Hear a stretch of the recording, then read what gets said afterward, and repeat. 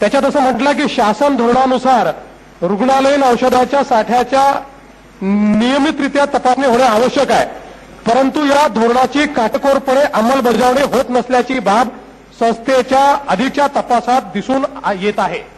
म्हणजे आपण मान्य केलं अध्यक्ष महोदय या ठिकाणी की अशा प्रकारची बाब घडते आहे आणि नंतर आपण दोषींवर कारवाई काय तर आपण असं म्हणता की 4 व 5 या प्रकरणी युक्त चौकशीत तसेच पोलीस तपासात संस्थेतील अधिकारी कर्मचारी दोषी आढळल्यास त्यांच्यावर नियमित कारवाई करू. अध्यक्ष महाराज तुम्ही मान्य करता की या ठिकाणी दोष आहे, तपासणी होत नाही आहे. जुलै महिन्यातला प्रश्न आहे अध्यक्ष महाराज, 24 जुलैला राखून ठेवलाय. आज तुम्ही त्याचं उत्तर देताय आणि अजूनही हे सांगता इकडे 2 नंबरमध्ये मान्य करता की ज्या प्रकारे ठेवायला पाहिजे होतं त्या प्रकारे ठेवलं नाही. सर्रास या मेयो मेडिकल सगळीकडच्या शासकीय रुग्णालयातली औषधं बाजारामध्ये विकायला जातात आणि सामान्य माणूस त्या ठिकाणी गेल्यानंतर त्याला एक पैशाचं औषध मिळत नाही.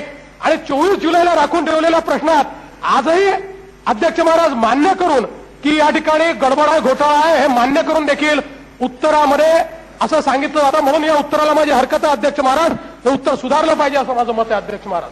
मंत्री महोदय काय अध्यक्ष महाराज, मंत्री महोदयांनी सुरुवातीला ही माहिती द्यायला पाहिजे होती, पण हे उत्तम मंत्री आहेत अध्यक्ष महाराज, त्यामुळे त्यांना तांत्रिक बाबीवर मी अडचणीत आणणार नाही. पण अध्यक्ष महाराज आपण बघा मंत्री महोदयांच्या उत्तरातच उत्तर सापडलं आपल्याला. उत्तर असं आहे अध्यक्ष महाराज, रिकन्सिलेशन मध्ये गडबड आढळली. आमचं म्हणणंच ते आहे की अध्यक्ष महाराज स्टॉकमध्ये तुम्ही घेता पण ते पेशंटकडे जात नाही, ते मधल्यामध्ये गायब होतं हे यांच्या उत्तरात आलं अध्यक्ष महाराज.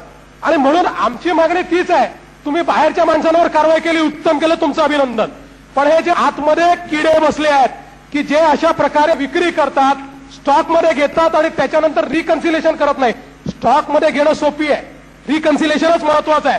कारण रिकन्सिलेशन मध्ये लक्षात येतं की स्टॉकमध्ये घेतलेली गोष्ट ही पेशंटला पोचली की नाही त्याचाच रेकॉर्ड तुमच्याजवळ नाही. म्हणूनच अध्यक्षांनी निर्देश दिला होता. मला एका गोष्टीचा आनंद आहे मंत्री महोदय, नागपूरच्या मेडिकल कॉलेज मेयोच्या संदर्भातली माझ्यापेक्षा अधिक माहिती माननीय अध्यक्षांना आहे, त्यामुळे मला काही त्याच्या संदर्भात फार सांगण्याची आवश्यकता नाहीये.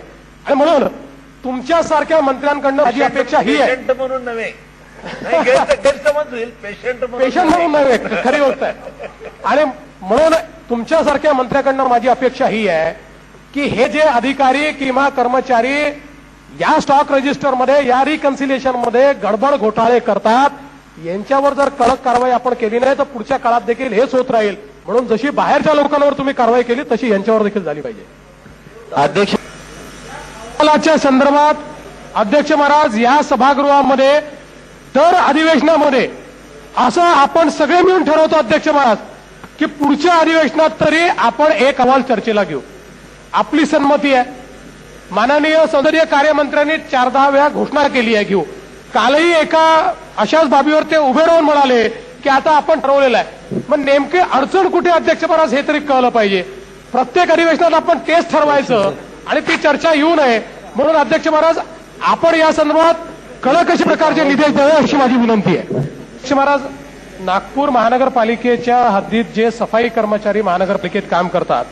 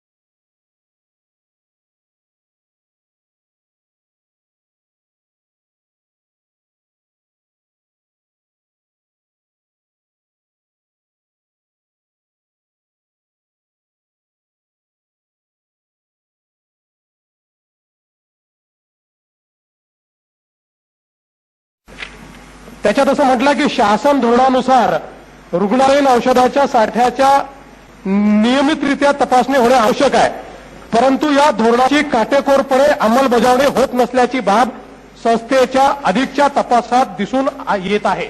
म्हणजे आपण मान्य केलं अध्यक्ष महोदय या ठिकाणी की अशा प्रकारची बाब घडली आहे आणि नंतर आपण दोषींवर कारवाई काय तर आपण असं म्हणता की 4 व 5 या प्रकरणी उक्त चौकशीत तसेच पोलीस तपासात संस्थेतील अधिकारी कर्मचारी दोषी आढळल्यास त्यांच्या विरुद्ध नियमित कारवाई करू.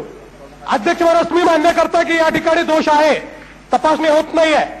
जुलै महिन्यातला प्रश्न आहे अध्यक्ष महाराज, 24 जुलैला राखून ठेवलाय. आज तुम्ही त्याचं उत्तर देताय आणि अजूनही हे सांगता इकडे 2 नंबरमध्ये मान्य करता की ज्या प्रकारे ठेवायला पाहिजे होतं त्या प्रकारे ठेवलं नाही.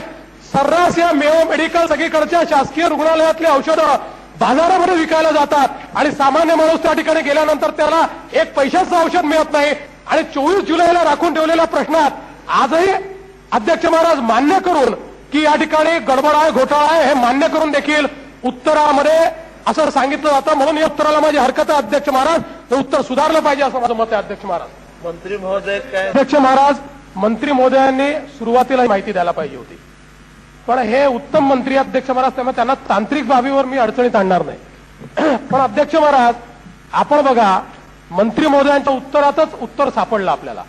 उत्तर असं आहे अध्यक्ष महाराज, रिकन्सिलेशन मध्ये गडबड आढळली. आमचं म्हणणंच ते आहे की अध्यक्ष महाराज स्टॉकमध्ये तुम्ही घेता पण ते पेशंटकडे जात नाही, ते मधल्यामध्ये गायब होतं हे यांच्या उत्तरात आलं अध्यक्ष महाराज. आणि म्हणून आमची मागणी तीच आहे, तुम्ही बाहेरच्या माणसांवर कारवाई केली, उत्तम केलं, तुमचं अभिनंदन. पण हे जे आतमध्ये किडे बसले आहेत की जे अशा प्रकारे विक्री करतात, स्टॉकमध्ये घेतात आणि त्याच्यानंतर रिकन्सिलेशन करत नाही. स्टॉकमध्ये घेणं सोपी आहे, रिकन्सिलेशनच महत्वाचं आहे. कारण रिकन्सिलेशन मध्ये लक्षात येतं की स्टॉकमध्ये घेतलेली गोष्ट ही पेशंटला पोचली की नाही त्याचाच रेकॉर्ड तुमच्याजवळ नाही. म्हणूनच अध्यक्षांनी निर्देश दिला होता. मला एका गोष्टीचा आनंद आहे मंत्री महोदय, नागपूरच्या मेडिकल कॉलेज मेयोच्या संदर्भातली माझ्यापेक्षा अधिक माहिती माननीय अध्यक्षांना आहे, त्यामुळे मला काही त्याच्या संदर्भात फार सांगण्याची आवश्यकता नाहीये. आणि म्हणून तुमच्यासारख्या मंत्र्यांकडनं माझी अपेक्षा